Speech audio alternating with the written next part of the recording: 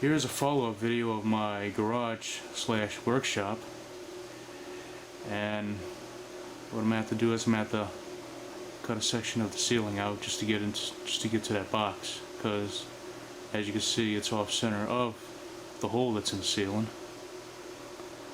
And what I'm gonna try to do is, since I gotta go up in there anyway, I might as well just relocate the box and put it right here where I need it. And if I can't, I got the flex conduit to bring over there. I was using the wrong wording on what this is. It is not a junction box. It is a pull box, as I am told in the comments in my last video.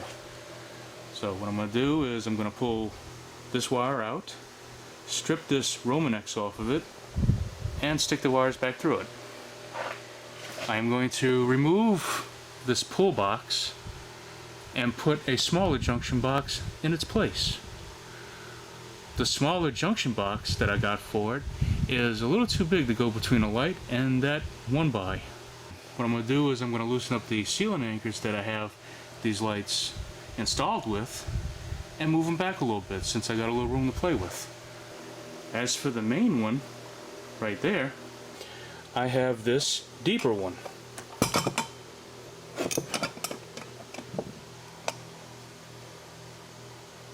To go in its place. And I also have a cover for it.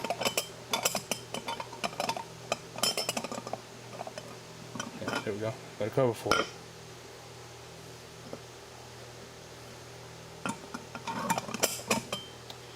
I also have this flex Romanex tubing with wires inside. A neutral, a hot, and a ground. I'm going to stick one in here. If I don't have any options of moving this box into the center of the location, I got the plan B right here, in case that doesn't work. But anyways, what I was saying was I'm going to just snap this right in here, and then put this other in and drill a hole in the bottom of the light, just big enough where I could snap this through that hole in the light fixture. So yeah. I also got these to put between each light.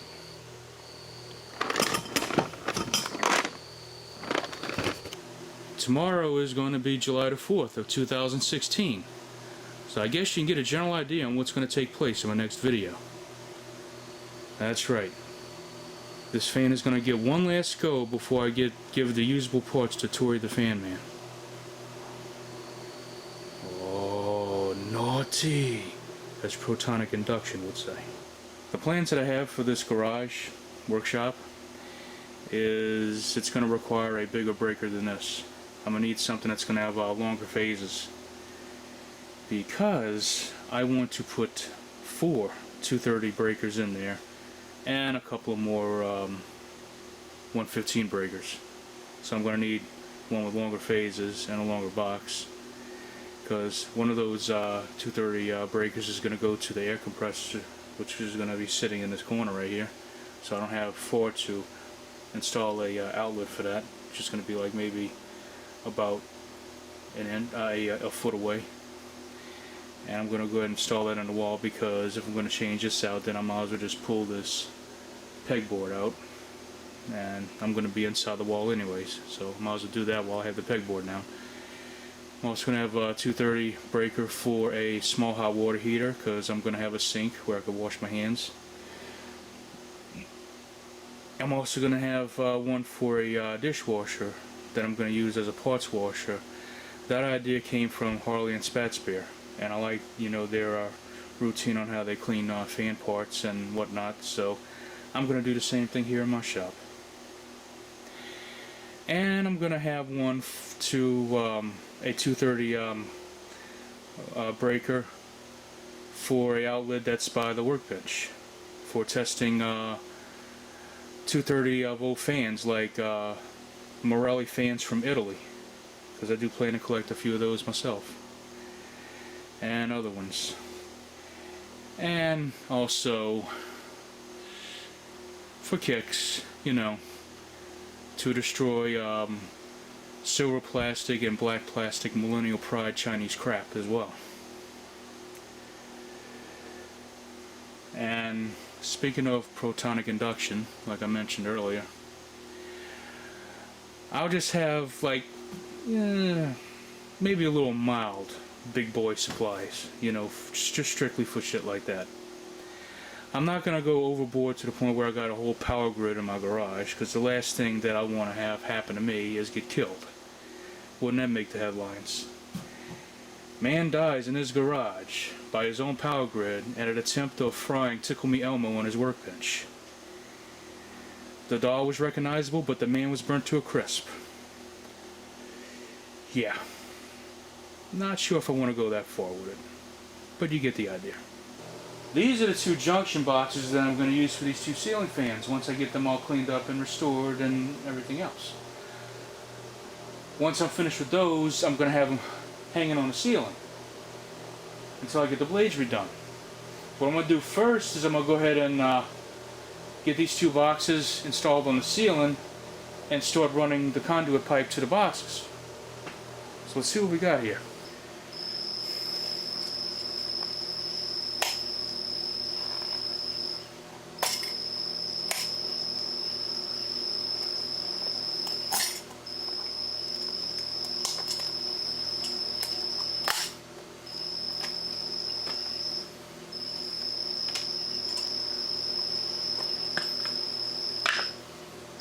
Oh, it has the hardware. Has the hardware. There you go, JK18 and Joe. Instructions. Forget about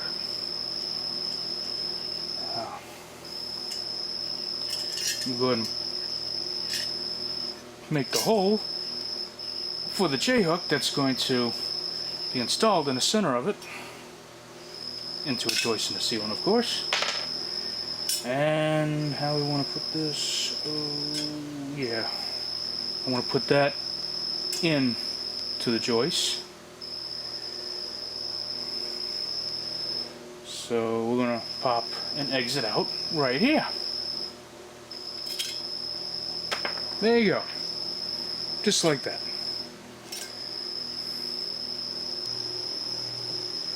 Now, I'm just going to take a conduit connector and just simply put it in here.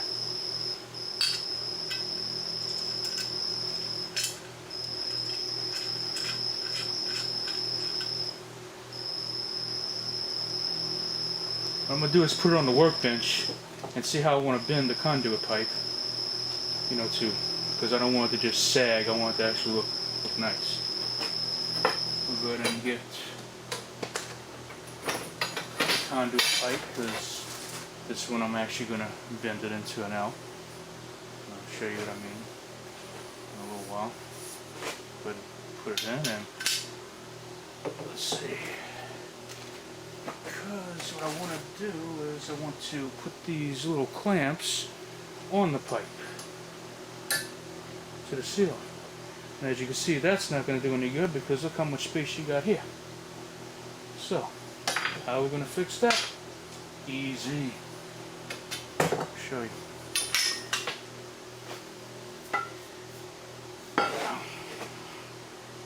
I'm going to stick a little bit out because this part I actually want it to be to the box. I'm going to slightly bend it. Yeah. Just enough. There. There's your bend right there. Slightly bend, but you'll definitely make a difference. Now I want to turn right side up. Stick it back in. Put the elbow here. Make sure it's straight because I want this thing to be nice. Perfect. And I give it another bend right here. Yeah. Make sure that it's, yeah, that'll work. Just like that.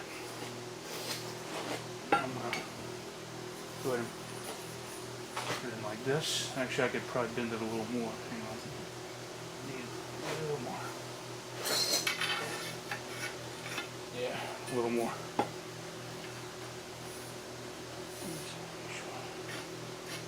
Yeah, right there.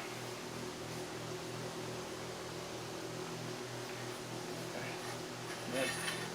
probably didn't see much on the camera, but in person it makes a world of a difference in what I'm doing. Now, good.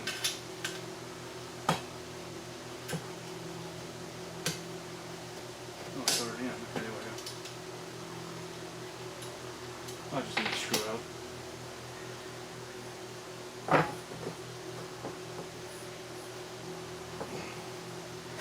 Yeah, probably gotta bend it a little more. Well, bend it where it lays flat, because what I want to do, if you could see, is I want to get it to where I can clamp these to the ceiling, like that. See what I'm saying? It's like I want it to bend up a little bit, and then bend over here where it goes to the junction box. And when it leaves the junction box, I want it to be as close to, very close to the ceiling where I can put these clamps on it. So, that's how I'm going to do that.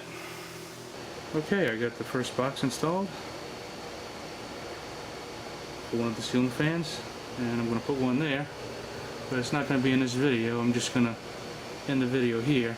But before I end the video, what I want to do, just to see how it looks, I'm going to take one of those 100 ceiling fans, put the blades on it. I'm going to put the motor on first, then put the blades on it and the canopy, and see how it looks up there. You know, with the canopy between the box and the conduit pipe. Now, these two fans was in my elementary school, and that's why I'm putting these up, and they were hooked up the same exact way. A junction box and a conduit tube that fed the leads to it for both fans. So I'm going to have that same thing that they had when I was in elementary school here in my garage. How sweet is that? Only me. Before I close out, I'm going to go ahead and try the fan up there and see how it looks. Take care, everyone. Yeah, just to give you a general idea on what it could look like, only a lot nicer because it's unrestored. I just put that one fan up like that just to see how it's going to look. And I can kind of use my imagination about what it's going to look like once the fan's completely restored.